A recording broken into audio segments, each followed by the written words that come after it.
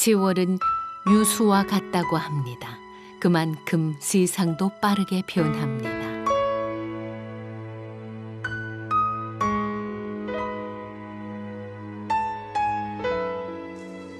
숨가쁘게 흘러가는 시간 속에서 옛 모습을 간직하며 시간을 즐기는 사람들이 있습니다. 묵묵히 옛 것을 익히고 지켜가는 사람들의 삶의 이야기. 정읍 마지막 여정은 시간을 즐기는 사람들의 삶을 따라가 봅니다.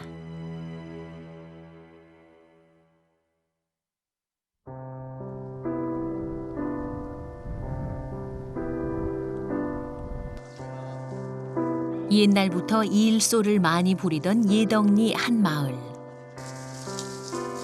이곳 어르신들 사이에서는 특별한 집신이 전해 내려옵니다.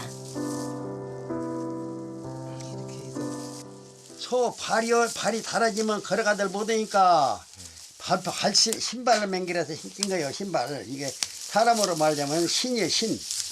소가 이 발이 여기 두 개가 이렇게 쫙 벌어졌지 않니까? 소 발이. 네. 이게 발이 요 세이로 이렇게 들어가게요. 이렇게 해서 쬐면 이거면 소가 이거 발목이 속으로 이 바다가 딱 탄 것이 그렇게 이렇게 뜯으면은 안 아프지. 그 굽이 딱 안 닿지. 그러면 소가 좋아해요? 아 좋아하지. 발이 안 아픈 게. 어르신들이 정성스레 새끼를 꼬아 만든 것은 이른바 소집신. 별다른 교통수단 없던 그 시절 소가 사람들 발이 되어 70리길을 걷곤 했습니다. 그러다 보니 굽이 닳아 걷기 힘들어하는 소에게 집신을 삼아주게 된 겁니다.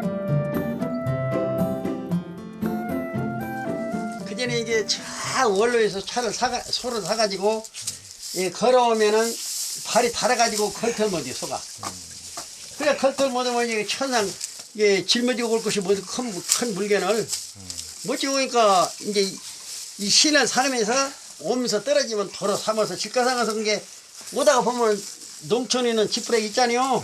그만 암디라도 빼가지고 한 주먹도 빼가지고 삼아서 오다가 신고 그러고 다녔어요. 한평생 소와 살아온 사람들의 지혜가 담긴 물건인 셈입니다. 이제는 쓸 일이 줄어들었지만 옛 생각에 이따금 솜씨를 발휘해보곤 합니다. 누가 먼저 만들기 시작했는지는 모르지만 소집신에는 이곳 사람들의 살아온 모습이 오롯이 담겨 있습니다.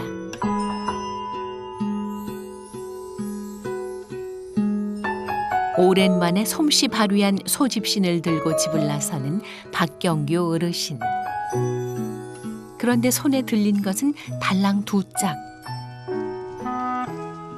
이게 2개밖에 없어요? 앞발만 시킨 거야. 앞에 발만. 아, 뒷발을 안 신겨요? 뒷발은 안 시키고 네. 앞발만 시킨 거야. 왜 안 신겨요? 뒷발은 따라다니고 앞발은 이제 힘을 주고 앞발을 제기기 때문에 앞발만 시키기로 해요.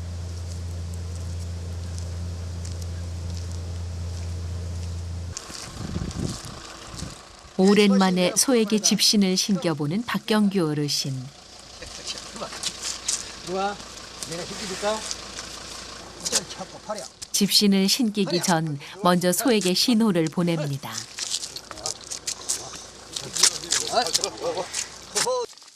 소가 발을 살짝 뗐을 때 붙들고 잽싸게 신겨야 하는데 오랜 경험이 없으면 아무나 못하는 일입니다. 도망가 버렸어 근데. 왜 안 돼? 요령을 아는 박경규 할아버지에게는 식은 죽 먹기. 딱 들어맞는 걸 보니 집신이 제 주인을 만났네요. 신발을 신는 소는 사람이 닿으면 발을 들으라고 하면 들어줘요. 그냥 가만히 있는데 지금은 그렇게 사용을 안 하기 때문에 소가 이제 안 입은 것이라 이렇게 안 대주려고 그러는데 그전에는 그냥 만나 신어보기 때문에 가서 사람이 손 대면은 아주 반 씻긴지 알고 발을 딱딱 들어. 소를 들이고 먼 길 나설 때면 소 집신부터 챙겼던 사람들. 더불어 살아가는 존재의 소중함을 알았기에 가능했던 일입니다. 삶의 지혜란 이런 것을 두고 한 말이 아닐까요?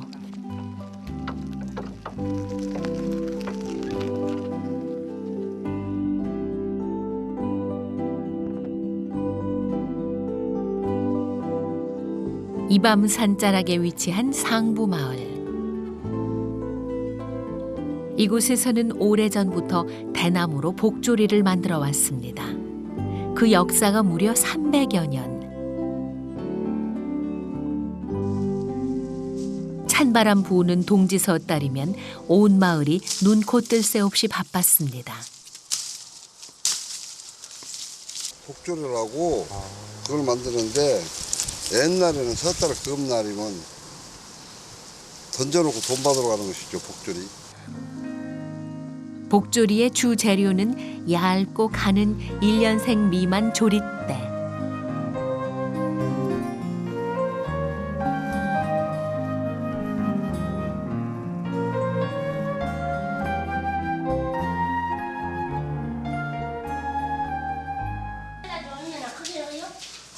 복조리 만드는 일은 마을 공동 작업. 복조리를 짜려면 먼저 채취해온 조릿대 껍질을 벗기고 뉘등분으로 가늘게 쪼개야 합니다. 이 작업은 주로 마을 남자들 몫입니다. 여깄절도 만들고 소깄절도 만들고 이것이 중요해요. 이것이 왜 중요하냐면 여기다 전부 감아가지고 여기서 미흡냐 이쁘냐가 나와. 복조리 만들 때. 한 번 짜기 시작하면 겨울까지 계속되던 일. 마을 사람들은 한자리에 모여 조리를 짰는데 한창 호황기에는 한 해 겨울에만 60만 개 정도를 만들었다고 합니다. 하래요. 잘 절른 사람은 100개도 더 절고 못 절른 사람 100개 못 절른 사람도 있고 150개도 절른 사람 있고 그래요. 이거 빨리 절면 내가 놀기서 빨리빨리 손을 놀리면 어릴 때부터 어깨너머로 익힌 일. 그래서 이 마을 사람들 대부분이 복조리를 만들 줄 압니다. 중간 엮는 일을 여자들이 하면 마무리는 남자들이 하는 식. 늘저는 이거 뭐요? 손끝이 아물지 못하면 아낙네들 타박을 피할 수 없습니다. 이제는 추억의 물건이 된 복조리. 30여 년 전만 해도 이 마을 전체를 먹여 살린 주소득원이었습니다. 50개씩 15개를 지게에다 치고 차 부안으로 저리 각처를 이렇게 장성으로 뭐 안팔로가 가는데 갑자기 여기 사람들이 서울 가서도 이 복조리를 많이 팔고 복조리 사셔 하면서 이렇게 죠. 예전만큼 찾는 이들은 없지만 상부마을 사람들은 여전히 추억의 복조리를 만듭니다.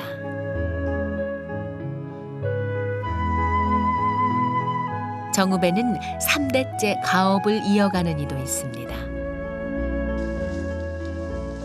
이 산 저 산으로 오동나무를 찾아 나서는 사람. 한평생 장구 소리를 빚어온 서인석 씨입니다. 장구의 생명은 나무. 이 직경이 한자가 이상은 넘어야 돼요. 이게 30cm가 넘어야 된다는 거예요. 30cm 넘는 곳에서부터 시작해서 두자까지 그럼 60cm가 되는 거예요. 그게 장구의 통을 만들기에 적격한 나무고요. 또 이게 그 정도까지 크려면은 최소한 50년 이상이 돼야 된다는 것이죠. 이거는 거짓말 이 정도 크기가 되려면 공업 80년 이 정도 된 크기의 나무예요. 오동나무는 장구의 기본 재료이자 전부라 할 수 있을 정도로 중요합니다.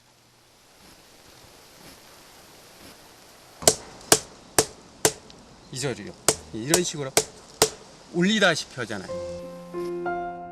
나무 하나도 꼼꼼하게 두께와 소리, 연생까지 따져가며 골라야 하는 이유지요.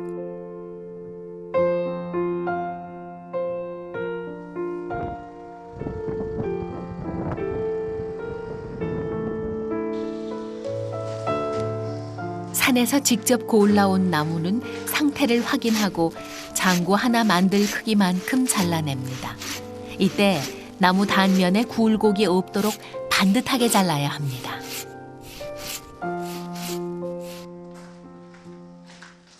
모든 과정을 일일이 수작업해야 하는 장구 제작. 장구 하나 완성하는데 최소 2년 이상 걸립니다.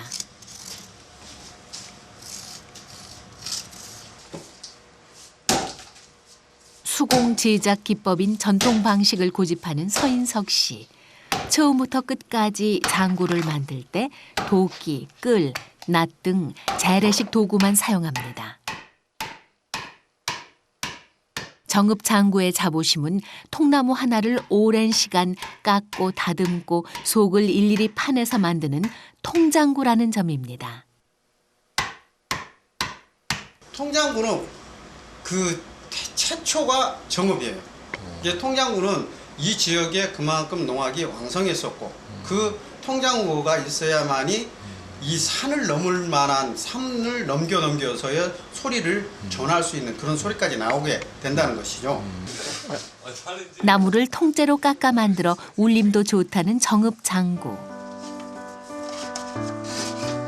손 많이 가고 작업 속도도 더디지만 서인석 씨가 고집스럽게 지켜온 이유입니다. 그래서 오늘날까지 정읍 장구가 그 명맥을 이어올 수 있었던 거지요. 장구 만들 때 쓰는 도구에도 묻어나는 세월. 대대로 물려받아 사용해온 것들입니다.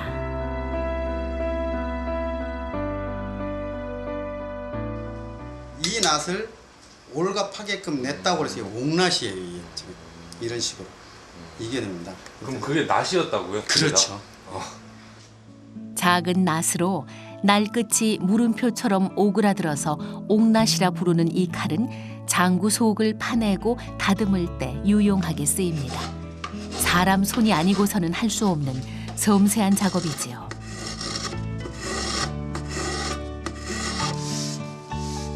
겉과 속을 다듬어 완성한 장구통은 숙성 과정을 거칩니다. 음지에서 자연 건조시키는 걸 말하는데 나무에 남아있는 수분을 완전히 제거하는 거지요.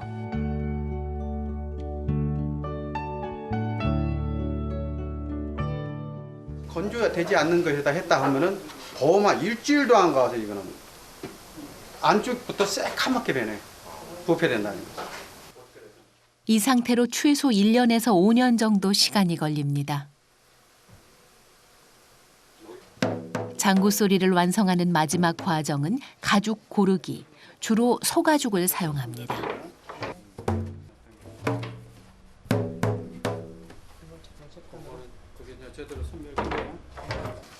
장구에 쓰는 가죽은 위치에 따라 소리도 다릅니다.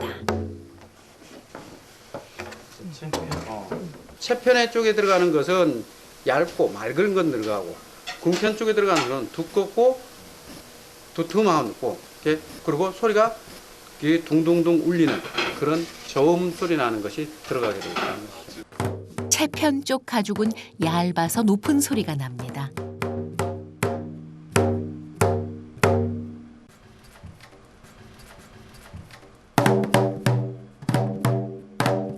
반면 궁편 쪽 가죽은 두꺼워서 낮은 소리가 나지요.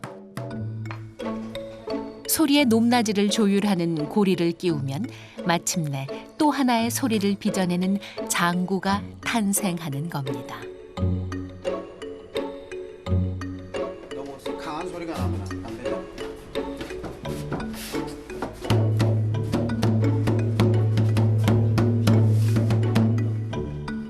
오랜 시간 손끝에서 빚어진 정읍 장구. 세월에도 쉬이 퇴색되지 않을 값진 보물입니다. 그렇게 완성된 정읍 장구는 풍물과 어우러져 신명나는 소리를 들려줍니다.